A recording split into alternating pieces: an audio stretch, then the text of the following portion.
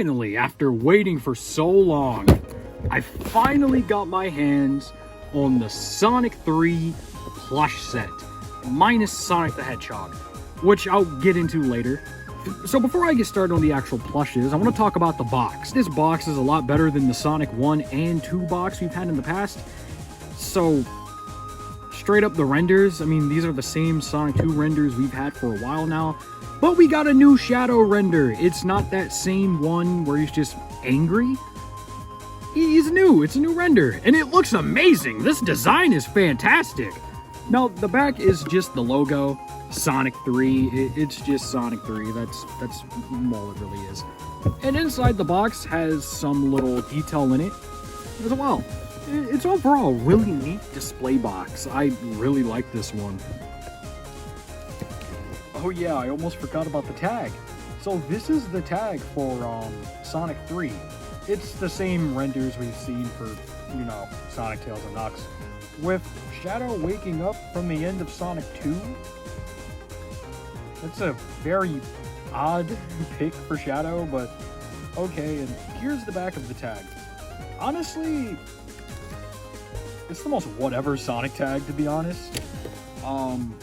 Comparing it to like the Sonic 2 tag and the Sonic 1 tag, it's... I don't really know what to say. It's okay. It gets the job done, I guess. Okay, now we're just gonna blast through the disappointing part. Jax does what they do best, re-release the same characters over and over again. Starting off with Sonic. This is actually the movie 2 plush. I think that the newer release of Sonic is a lot worse than the second version. He looks more like the bootleg. I really don't know why. But here he is. Here's the movie 2 Sonic, I guess. Compare it to pictures of the movie 3 one. He also has 3 spikes, which I think is a mistake because I don't think Sonic has 3 spikes. So, yeah.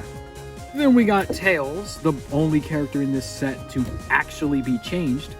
This is the movie 3 one versus the movie 2 one. Since we're here, we could probably show off the tags between them. And here's what the Sonic 1 tag looks like for those who are wondering. So yeah, here's Tails. Generally, they're the exact same plush. I mean, even the tails are exactly the same. Or, yeah, I'd say exactly the same. I guess on this one, they're a little bit longer. Just a tiny bit.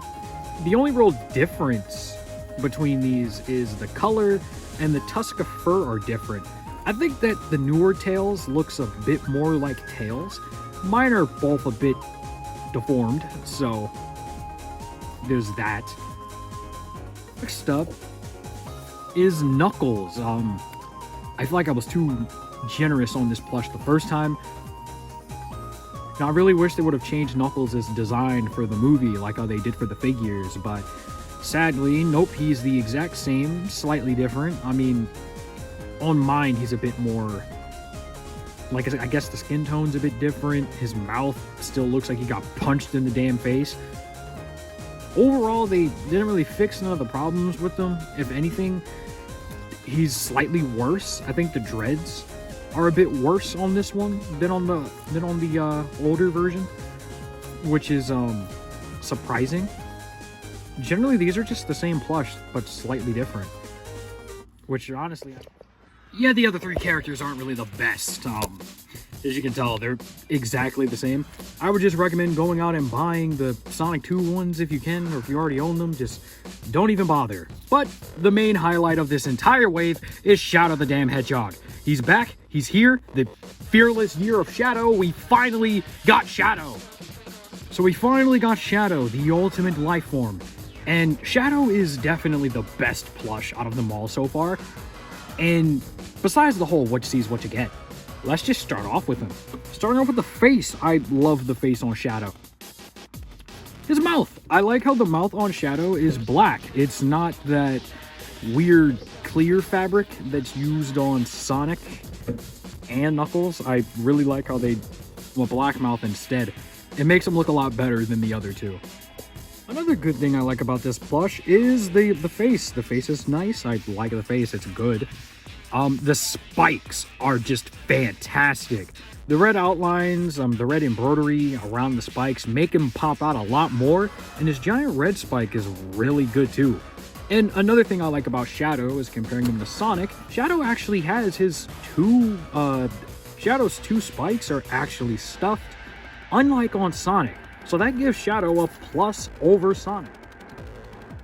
His spikes are fantastic. I love how you can see all of his spikes and they're not completely hidden like this. You can see all the spikes, which is really nice. The chest fur is actually fluffy, like how it is from the one render we have. I wish more plushes of Shadow did this. And another positive, Shadow's actually black, unlike on a certain company. And there's no real printing on the body of Shadow, which is another positive in my book. The only thing that is printed is the rings on him. The rings are sadly printed.